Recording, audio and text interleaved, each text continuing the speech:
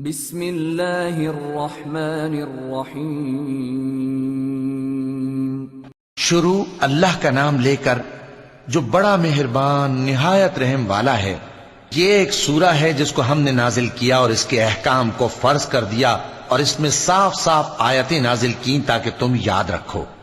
بدکاری کرنے والی عورت اور بدکاری کرنے والا مرد جب ان کی بدکاری ثابت ہو جائے تو دونوں میں سے ہر ایک کو 100 درے مارو، اور اگر تم اللہ اور روز آخر پر ایمان رکھتے ہو تو اللہ کے قانون کو نافذ کرنے میں تمہیں ان پر ہرگز ترس نہ آئے،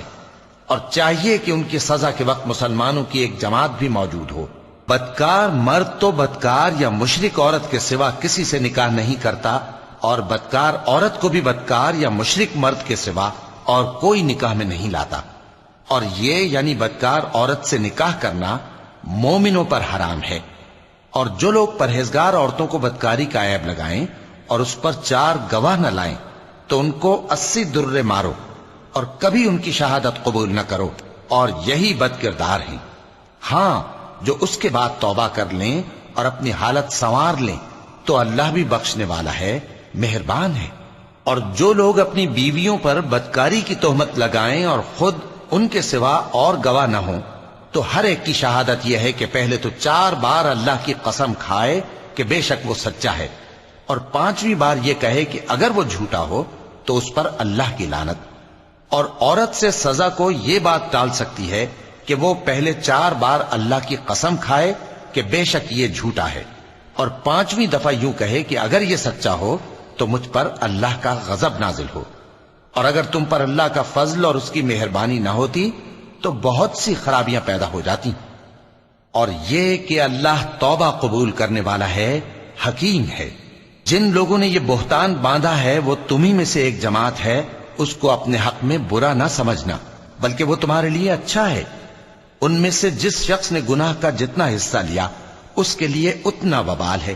اور جس نے ان میں سے اس بہتان کا بڑا بوجھ اٹھایا ہے اس کو بڑا عذاب ہوگا۔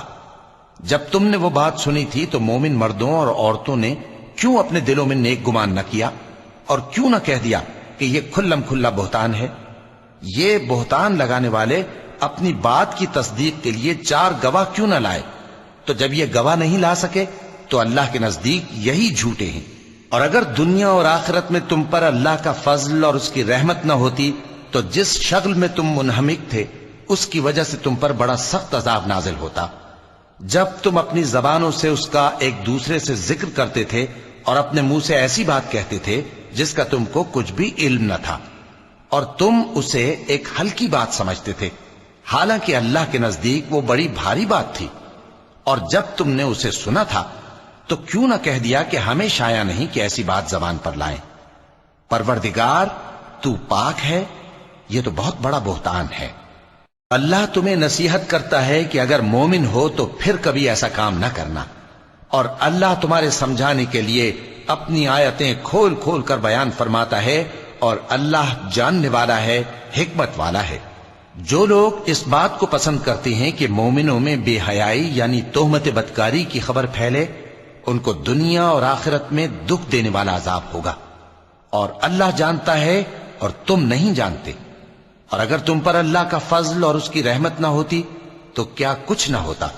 مگر وہ کریم ہے،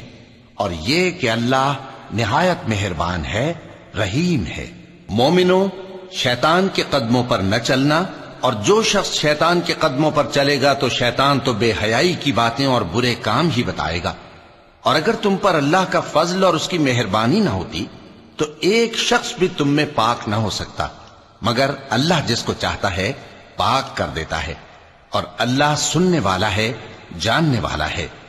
اور جو لوگ تم میں صاحب فضل اور صاحب مال ہیں وہ اس بات کی قسم نہ کھائیں کہ رشتہ داروں اور محتاجوں اور وطن چھوڑ جانے والوں کو کچھ نہیں دیں گے، اور ان کو چاہیے کہ معاف کر دیں اور درگزر کریں۔ کیا تم پسند نہیں کرتے کہ اللہ تم کو بخش دے؟ اور اللہ تو بخشنے والا ہے، مہربان ہے۔ جو لوگ پرہیزگار اور برے کاموں سے بے خبر اور ایماندار عورتوں پر بدکاری کی تہمت لگاتے ہیں ان پر دنیا اور آخرت دونوں میں لعنت ہے، اور ان کو سخت عذاب ہوگا۔ یعنی قیامت کے روز جس دن ان کی زبانیں اور ہاتھ اور پاؤں سب ان کے کاموں کی گواہی دیں گے۔ اس دن اللہ ان کو ان کے اعمال کا پورا پورا اور ٹھیک ٹھیک بدلہ دے گا، اور ان کو معلوم ہو جائے گا کہ اللہ برحق اور حق کو ظاہر کرنے والا ہے۔ ناپاک عورتیں ناپاک مردوں کے لیے ہیں، اور ناپاک مرد ناپاک عورتوں کے لیے، اور پاک عورتیں پاک مردوں کے لیے ہیں، اور پاک مرد پاک عورتوں کے لیے۔ یہ پاک لوگ ان جھوٹوں کی باتوں سے بری ہیں، اور ان کے لیے بخشش اور نیک روزی ہے۔ مومنوں، اپنے گھروں کے سوا دوسرے لوگوں کے گھروں میں گھر والوں سے اجازت لیے اور ان کو سلام کیے بغیر داخل نہ ہوا کرو، یہ تمہارے حق میں بہتر ہے، اور ہم یہ نصیحت اس لیے کرتے ہیں کہ شاید تم یاد رکھو۔ پھر اگر تم گھر میں کسی کو موجود نہ پاؤ تو جب تک تم کو اجازت نہ دی جائے اس میں مت داخل ہو، اور اگر یہ کہا جائے کہ اس وقت لوٹ جاؤ تو لوٹ جایا کرو، یہ تمہارے لیے بڑی پاکیزگی کی بات ہے،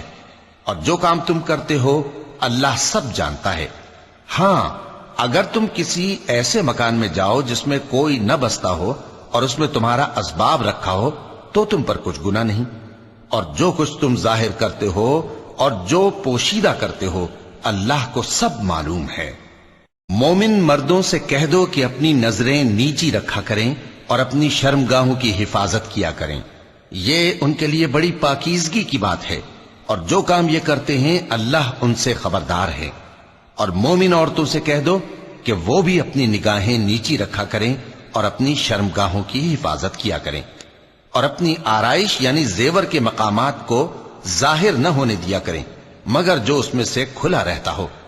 اور اپنے سینوں پر اوڑھنیاں اوڑھے رہا کریں، اور اپنے خاوند اور باپ اور خسر اور بیٹوں اور خاوند کے بیٹوں اور بھائیوں اور بھتیجوں اور بھانجوں اور اپنی جیسی مومن عورتوں اور لونڈی غلاموں کے سوا نیز ان خدام کے جو عورتوں کی خواہش نہ رکھیں، یا ایسے لڑکوں کے جو عورتوں کے پردے کی چیزوں سے واقف نہ ہوں۔ غرض ان لوگوں کے سوا کسی پر اپنی زینت اور سنگھار کے مقامات کو ظاہر نہ ہونے دیں، اور اپنے پاؤں ایسے طور سے زمین پر نہ مارے کہ جھنکار کانوں میں پہنچے اور ان کا پوشیدہ زیور معلوم ہو جائے۔ اور مومنوں، سب اللہ کے آگے توبہ کرو تاکہ فلاح پاؤ، اور اپنی قوم کی بیوہ عورتوں کے نکاح کر دیا کرو، اور اپنے غلاموں اور لونڈیوں کے بھی جو نیک ہوں نکاح کر دیا کرو۔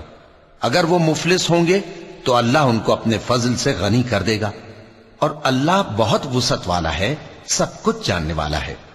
اور جن کو بیاہ کا مقدور نہ ہو وہ پاک دامنی کو اختیار کیے رہیں یہاں تک کہ اللہ ان کو اپنے فضل سے غنی کر دے۔ اور جو غلام تم سے مکاتبت یعنی مال دے کر پروانہ آزادی کی تحریر چاہیں،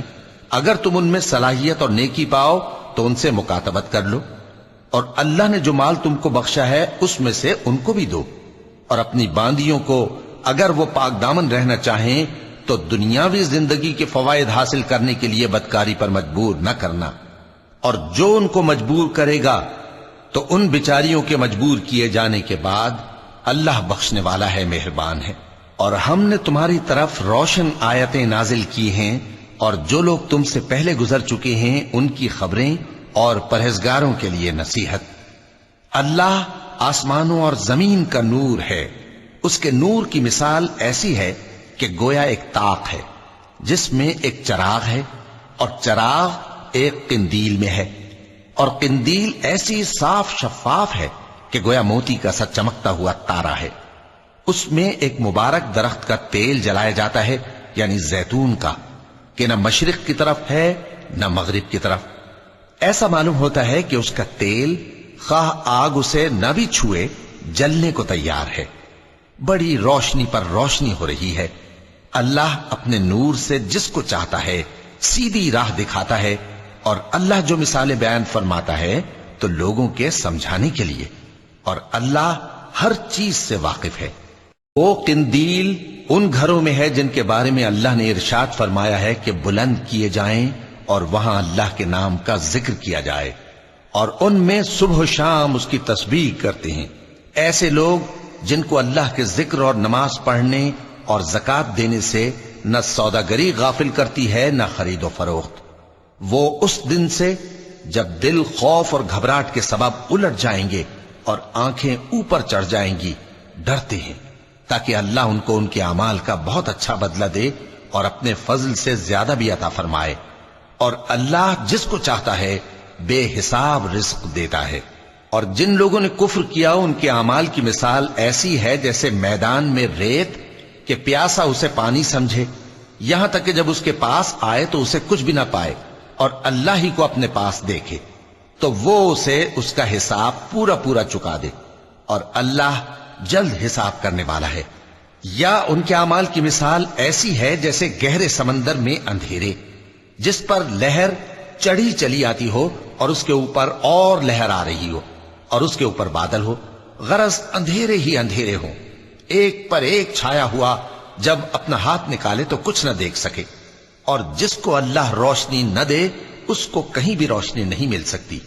کیا تم نے نہیں دیکھا کہ جو لوگ آسمانوں اور زمین میں ہیں اللہ کی تسبیح کرتے رہتے ہیں، اور پر پھیلائے ہوئے پرندے بھی،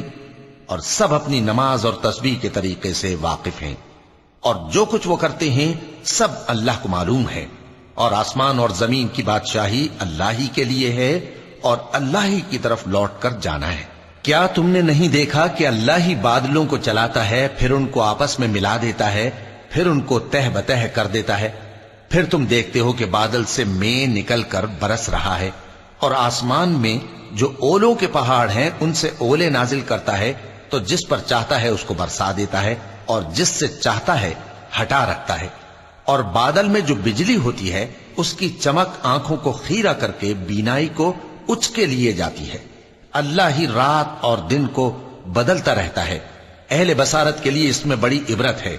اور اللہ ہی نے ہر چلنے پھرنے والے جاندار کو پانی سے پیدا کیا، تو ان میں سے بعض ایسے ہیں کہ پیٹ کے بل چلتے ہیں، اور بعض ایسے ہیں جو 2 پاؤں پر چلتے ہیں، اور بعض ایسے ہیں جو 4 پاؤں پر چلتے ہیں۔ اللہ جو چاہتا ہے پیدا کرتا ہے، بے شک اللہ ہر چیز پر قادر ہے۔ ہم ہی نے روشن آیتیں نازل کی ہیں، اور اللہ جس کو چاہتا ہے سیدھے راستے کی طرف ہدایت کرتا ہے۔ اور بعض لوگ کہتے ہیں کہ ہم اللہ پر اور رسول پر ایمان لائے اور ان کا حکم مان لیا، پھر اس کے بعد ان میں سے ایک فریق پھر جاتا ہے، اور یہ لوگ صاحب ایمان ہی نہیں ہیں، اور جب ان کو اللہ اور اس کے رسول کی طرف بلایا جاتا ہے تاکہ پیغمبر ان کا قضیہ چکا دیں تو ان میں سے ایک فریق منہ پھیر لیتا ہے، اور اگر ان کو حق ملتا ہو تو اس کی طرف قبول کر کے چلے آتے ہیں۔ کیا ان کے دلوں میں بیماری ہے، یا یہ شک میں ہیں، یا ان کو یہ خوف ہے کہ اللہ اور اس کا رسول ان پر ظلم کریں گے؟ نہیں، بلکہ یہ خود ہی ظالم ہیں۔ مومنوں کی تو یہ بات ہے کہ جب اللہ اور اس کے رسول کی طرف بلائے جائیں تاکہ وہ ان میں فیصلہ کریں تو کہیں کہ ہم نے حکم سن لیا اور مان لیا، اور یہی لوگ فلاح پانے والے ہیں۔ اور جو شخص اللہ اور اس کے رسول کی فرما برداری کرے گا اور اس سے ڈرے گا اور اس کا تقوی اختیار کرے گا تو ایسے ہی لوگ مراد کو پہنچنے والے ہیں۔ اور یہ اللہ کی سخت سخت قسمیں کھاتے ہیں کہ اگر تم ان کو حکم دو تو سب گھروں سے نکل کھڑے ہوں۔ کہہ دو کہ قسمیں مت کھاؤ، پسندیدہ فرما برداری درکار ہے، بے شک اللہ تمہارے سب اعمال سے خبردار ہے۔ کہہ دو کہ اللہ کی فرما برداری کرو اور رسول کے حکم پر چلو، اگر منہ موڑو گے تو رسول پر اس چیز کا ادا کرنا ہے جو ان کے ذمے ہے، اور تم پر اس چیز کا ادا کرنا ہے جو تمہارے ذمے ہے، اور اگر تم ان کے فرمان پر چلو گے تو سیدھا رستہ پالو گے، اور رسول کے ذمے تو صاف صاف پہنچا دینا ہے۔ جو لوگ تم میں سے ایمان لائے اور نیک کام کرتے رہے ان سے اللہ کا وعدہ ہے کہ ان کو ملک کا حاکم بنا دے گا، جیسا ان سے پہلے لوگوں کو حاکم بنایا تھا، اور ان کے دین کو جسے اس نے ان کے لیے پسند کیا ہے مستحکم و پائیدار کرے گا، اور خوف کے بعد ان کو امن بخشے گا۔ وہ میری عبادت کریں گے اور میرے ساتھ کسی چیز کو شریک نہ بنائیں گے، اور جو اس کے بعد کفر کرے تو ایسے ہی لوگ بد کردار ہیں۔ اور نماز پڑھتے رہو اور زکوٰۃ دیتے رہو اور پیغمبر کے فرمان پر چلتے رہو تاکہ تم پر رحمت کی جائے، اور ایسا خیال نہ کرنا کہ کافر لوگ ہم کو زمین میں مغلوب کر دیں گے، ان کا ٹھکانہ دوزخ ہے اور وہ بہت برا ٹھکانہ ہے۔ مومنوں، تمہارے باندی غلام اور جو بچے تم میں سے بلوغ کو نہیں پہنچے 3 دفعہ یعنی 3 اوقات میں تم سے اجازت لیا کریں، ایک تو نماز فجر سے پہلے، اور دوسرے گرمی کی دوپہر کو جب تم کپڑے اتار دیتے ہو، اور تیسرے عشاء کی نماز کے بعد۔ یہ 3 وقت تمہارے پردے کے ہیں، ان کے آگے پیچھے یعنی دوسرے وقتوں میں نہ تم پر کچھ گناہ ہے اور نہ ان پر، کہ کام کاج کے لیے ایک دوسرے کے پاس آتے رہتے ہو۔ اس طرح اللہ اپنی آیتیں کھول کھول کر بیان فرماتا ہے، اور اللہ بڑا علم والا ہے، بڑا حکمت والا ہے۔ اور جب تمہارے لڑکے بالغ ہو جائیں تو ان کو بھی اسی طرح اجازت لینی چاہیے جس طرح ان سے اگلے یعنی بڑے آدمی اجازت حاصل کرتے رہے ہیں۔ اس طرح اللہ تم سے اپنی آیتیں کھول کھول کر بیان فرماتا ہے، اور اللہ جاننے والا ہے، حکمت والا ہے۔ اور بڑی عمر کی عورتیں جن کو نکاح کی توقع نہیں رہی اور وہ زائد کپڑے اتار کر سر ننگا کر لیا کریں تو ان پر کچھ گناہ نہیں، بشرطے کہ اپنی زینت کی چیزیں نہ ظاہر کریں، اور اگر اس سے بھی بچیں تو یہ ان کے حق میں بہتر ہے، اور اللہ سنتا ہے، جانتا ہے۔ نہ تو اندھے پر کچھ گناہ ہے اور نہ لنگڑے پر اور نہ بیمار پر اور نہ خود تم پر کہ اپنے گھروں سے کھانا کھاؤ، یا اپنے باپ دادا کے گھروں سے، یا اپنی ماؤں کے گھروں سے، یا بھائیوں کے گھروں سے، یا اپنی بہنوں کے گھروں سے، یا اپنے چچاؤں کے گھروں سے، یا اپنی پھوپھیوں کے گھروں سے، یا اپنے ماموؤں کے گھروں سے، یا اپنی خالاؤں کے گھروں سے، یا اس گھر سے جس کی کنجیاں تمہارے ہاتھ میں ہوں، یا اپنے دوستوں کے گھروں سے۔ اور اس کا بھی تم پر کچھ گناہ نہیں کہ سب مل کر کھانا کھاؤ یا جدا جدا۔ پھر جب گھروں میں جایا کرو تو اپنے گھر والوں کو سلام کیا کرو، یہ اللہ کی طرف سے مبارک اور پاکیزہ تحفہ ہے۔ اس طرح اللہ اپنی آیتیں کھول کھول کر بیان فرماتا ہے تاکہ تم سمجھو۔ مومن تو وہ ہیں جو اللہ پر اور اس کے رسول پر ایمان لائے، اور جب کبھی ایسے کام کے لیے جو جمع ہو کر کرنے کا ہو پیغمبر کے پاس جمع ہوں تو ان سے اجازت لیے بغیر چلے نہیں جاتے۔ اے پیغمبر، جو لوگ تم سے اجازت حاصل کرتے ہیں وہی اللہ پر اور اس کے رسول پر ایمان رکھتے ہیں، سو جب یہ لوگ تم سے کسی کام کے لیے اجازت مانگا کریں تو ان میں سے جسے چاہا کرو اجازت دے دیا کرو، اور ان کے لیے اللہ سے بخشش مانگا کرو، کچھ شک نہیں کہ اللہ بخشنے والا ہے، مہربان ہے۔ مومنو، پیغمبر کے پکارنے کو ایسا خیال نہ کرنا جیسا تم آپس میں ایک دوسرے کو پکارتے ہو، بے شک اللہ کو وہ لوگ معلوم ہیں جو تم میں سے آنکھ بچا کر کھسک جاتے ہیں۔ تو جو لوگ ان کے حکم کی مخالفت کرتے ہیں ان کو ڈرنا چاہیے کہ ایسا نہ ہو کہ ان پر کوئی آفت پڑ جائے یا تکلیف دینے والا عذاب نازل ہو۔ دیکھو، جو کچھ آسمانوں اور زمین میں ہے سب اللہ ہی کا ہے، جس طریق پر تم ہو وہ اسے جانتا ہے، اور جس روز لوگ اس کی طرف لوٹائے جائیں گے تو جو عمل وہ کرتے رہے وہ ان کو بتا دے گا، اور اللہ ہر چیز سے واقف ہے۔ صدق اللہ العظیم۔